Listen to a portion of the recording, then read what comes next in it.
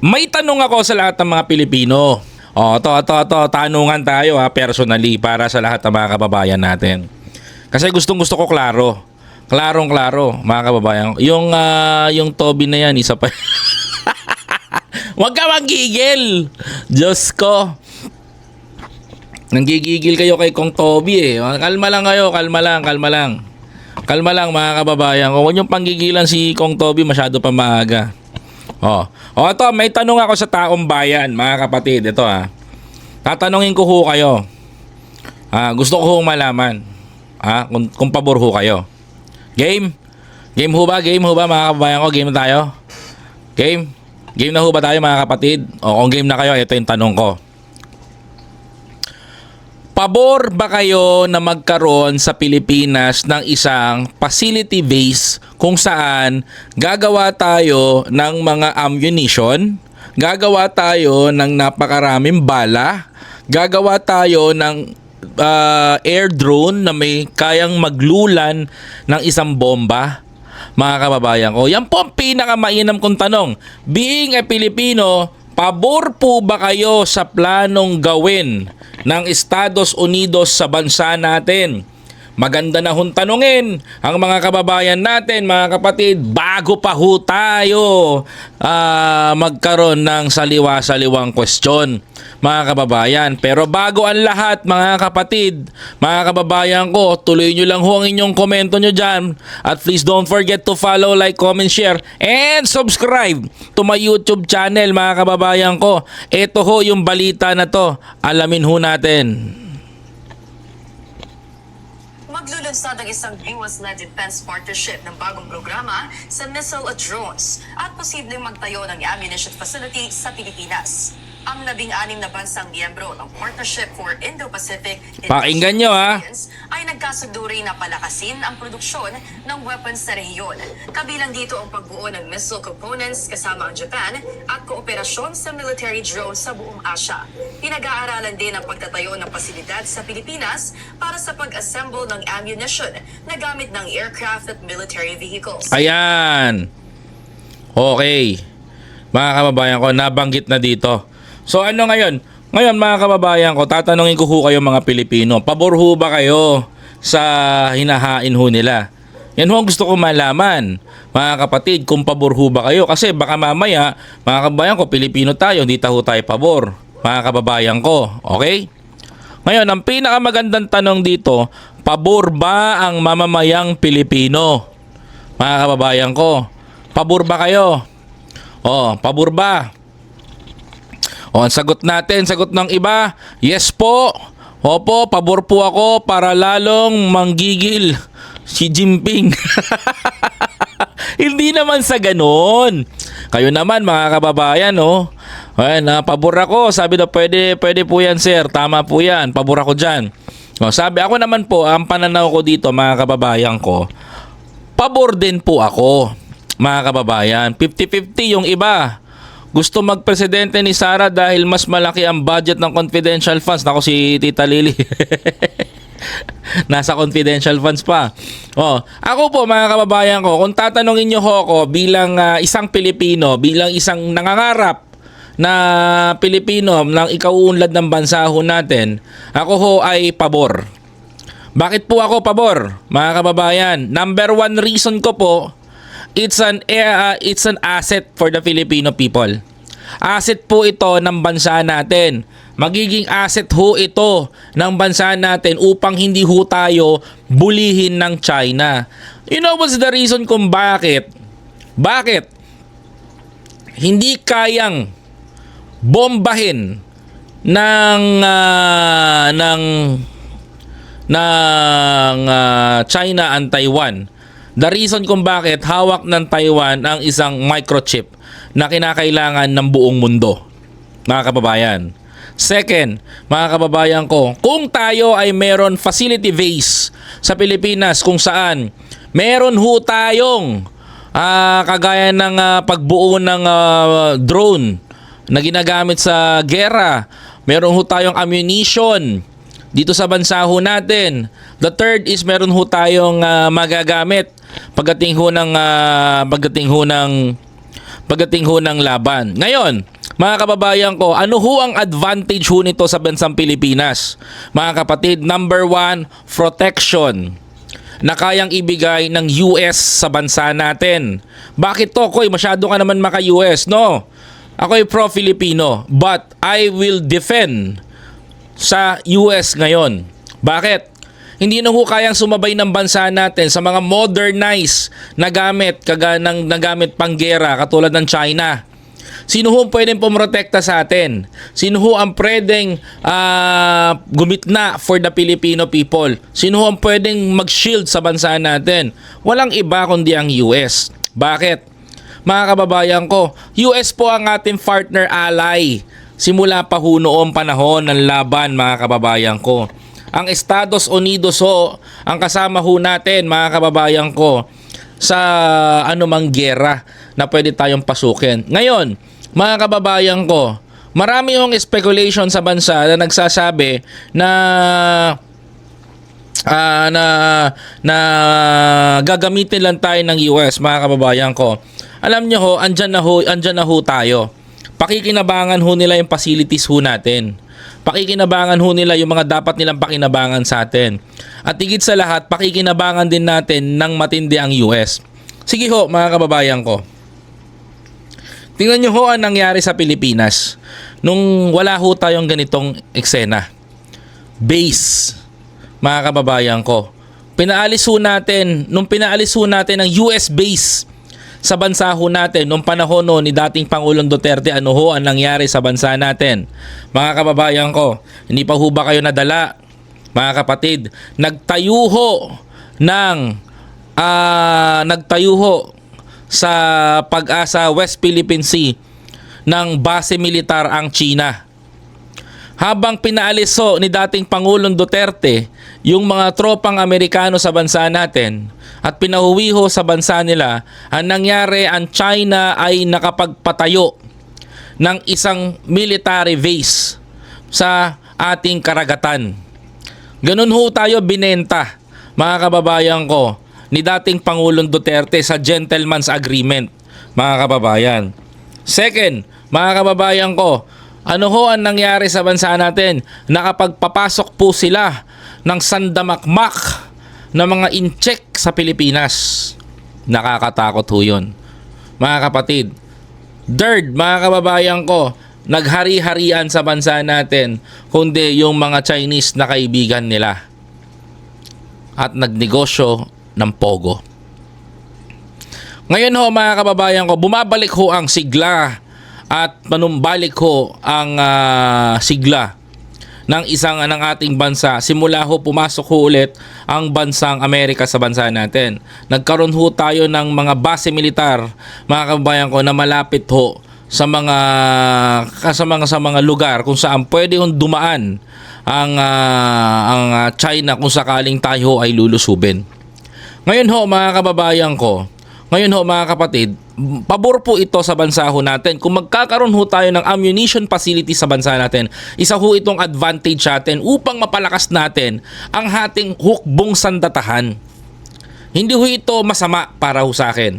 Isa ho ito, but I will tell you, gusto kong sabihin sa inyo guys na ito ay malaking advantage ng bansa natin kung tayo ay magkakaroon ho nito.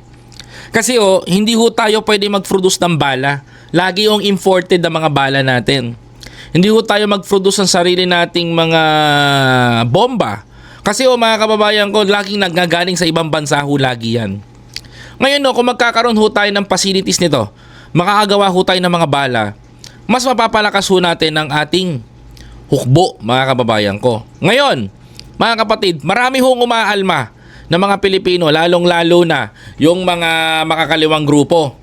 Lalong-lalo na yung mga makakaliwa sapagkat ayaw ho nila na magkaroon ho ng facility base dito sa bansa ho natin. Sa anong kadahilanan nga ho? Ayaw nila. Bakit ayaw ho ng mga makakaliwang grupo ito? Ng mga CPP, NPA, NDF, mga kababayan ko, ng mga bataan ni Joma Season. Okay, panoorin nyo to, mga kababayan ko. To, ito, ayan o. Ayunin nito na mapalapit ang produksyon ng military equipment at maiwasan ang supply issues. Tutol ang Makabayan Block sa planong pagtatayo ng ammunition facility ng Amerika sa Pilipinas. na nila'y magdadamay lang sa bansa sa digmaan. Oh, kita mo? Mga kababayan ko, tutol ang mga makakaliwang grupo sa gustong mangyari ng Pilipinas na magkaroon tayo ng sariling ammunition. Alam nyo, bakit tutol itong mga makabayan? Panoorin nyo mabuti. Babala ng grupo, posibleng gawing target ang Pilipinas at mas maging dependent pa ang bansa sa foreign military strategy. Oh, mga kababayan ko, baka targetin daw ang Pilipinas. Yan ho ang katwiran ng isang bobong sagot para ho sa akin, mga kapatid. Kung ako ho ang tatanungin ninyo sa pag-aanalisa ko, takot ang mga makabayan na magkaroon ng ammunition facility base sa Pilipinas, ang US. Bakit? Hihina kasi, number one, ang puwersa ng CPP-NPA kasi mga kababayan ko, hindi na ho matatakot ang ating mga kasundaluhan na ubusin ng ubusin sila sapagkat meron ho tayong ammunition base. Okay? May facility base na ho tayo.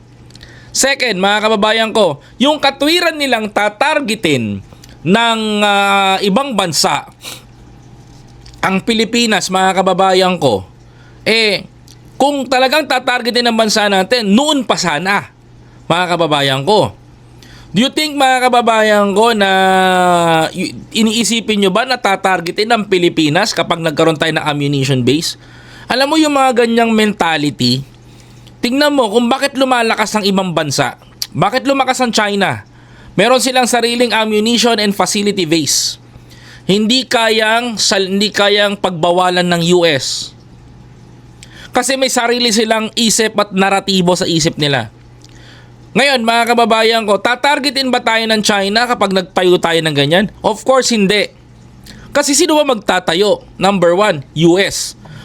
Ang China, kapag nilusob niya ang isang facility base mula dito sa Pilipinas at tinarget ng China man ito, isang gera na yan. Makikialam si Donald Trump. Magsasalita si Trump niyan. Baka mamaya matulad ang China sa ginawa sa Iran. Wala na akong doubt sa US. They are the most powerful country. Alam natin yan. Kung pag-uusapan natin yung geopolitics niyan, mga kababayan ko, US talaga ang pinakamalakas na bansa. Wala tayong magagawa dun. They have the equipment, they have the most powerful machine, the kayang-kayang na hindi kasasantuhin ng mga kanilang mga kakayanan. I'm not bowing the US, but sinasabi ko to sa inyo, tama si Presidente, we cannot live without US. Hindi pa ba kayo nagtataka, after nilang girahin ng Venezuela, sinunod nila ang Iran? 'Di ba? Mga kababayan ko, tapos sasabihin ng makabayan na baagirahin tayo, gawing puntirehin ng China. Alam mo yung resources na ganyan, kung talagang pupuntirehin tayo ng China, noon pa. Noon pang wala nga tayong ganyan, hindi nga nila tayo malusob. What if magkaroon pa niyan? Bakit hindi makaporma ang China ngayon? Lagi lang sila nang bubuli sa West Philippine Sea. Mga kababayan ko, you know what's the reason kung bakit? Hindi nila kayang pasukin ng Pilipinas, hindi nila kayang lusubin ng bansa natin. Kasi bakit? We have the US military base. Meron tayong EDCA sites. Yan ang kinakatakot nila. Kinatatakutan ng China, aminin natin sa hindi, takot ang China sa puwersa ng US. Ngayon, mga kababayan ko, hindi pa ba kayo madadala? Mga kapatid, isa pa. Kayo mga CPP, NPA, NDF, mga tao ni Joma Season, takot kayo. Baka mamaya, maubos kayo.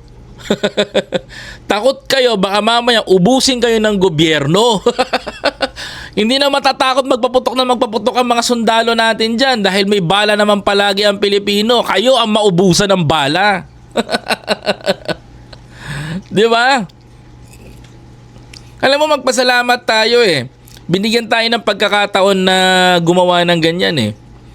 Na makapagpatayo ng ammunition facilities eh. Magpasalamat pa nga tayo sapagkat nabigyan tayo ng pagkakataon eh. 'Di ba? At least mga kababayan ko, hindi na tayo mangangamba na maubusan ng supply. Number one, advantage sa Pilipinas 'to. 'Di ba? Wala man tayong Iron Dome kagaya ng Israel. Meron naman tayo ng ammunition facility base kung saan ginagawa yung mga drones na lumilipad na may lamang bomba, may mga bala tayo makukuha, mga modernong baril para sa ating sandatahan. Yun ang magiging advantage natin.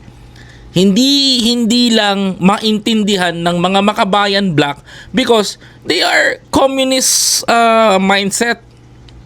Ang mindset ng mga yan, komunista. Sila ang tama, mali ang gobyerno, walang tama sa gobyerno, sila lang ang tama.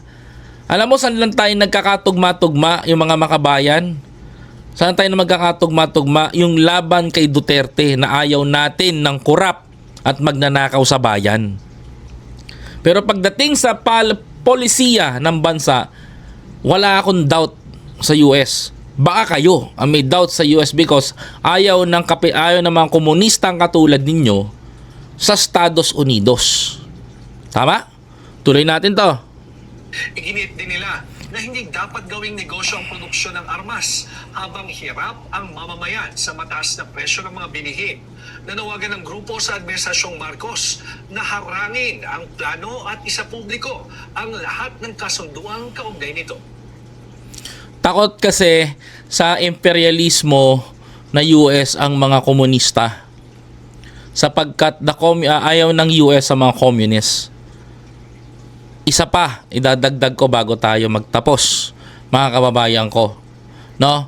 Hindi naman ang pagtaas ng bilihin, buong mundo yan, hindi lang Pilipinas ang nakakaramdam. Like I said, isa sa pinakamalaking factor ngayon ng pagtaas ng gasolina ay kasabay ang pagtaas ng bilihin. Sisipa at sisipa yan sapagkat merong gerang nagaganap ngayon. Madaling sabihin sa kanila na solusyonan ng gobyerno. Pero tanungin ko kayo, sila kaya ang paupuin natin sa gobyerno, ano kaya ang gagawin nila? Baka mamaya danasin natin yung dinanas ng China noong umpisa. Mag-aantay tayo ng 50 years bago umunlad ang bansa. Yun ang pinakamasakit na paksa dun, mga kababayan ko. Okay? Ako ho, si Biyahe ni Koy TV, mga kababayan ko, na handang magpaliwanag sa inyo, handang intindihin yung mga naratibong iba, at huwag niyong kakalimutan na mag-follow, like, comment, share, and subscribe. Okay? Mga kababayan ko, kaya sa lahat po ng mga tao na nandito, mga bashers ko, walang problema. Okay lang yan. Kaya intindihin nyo na lang, mga kababayan ko. No? At sa lahat po ng mga bashers ni President Bongbong Marcos, manigas na lang ho kayo.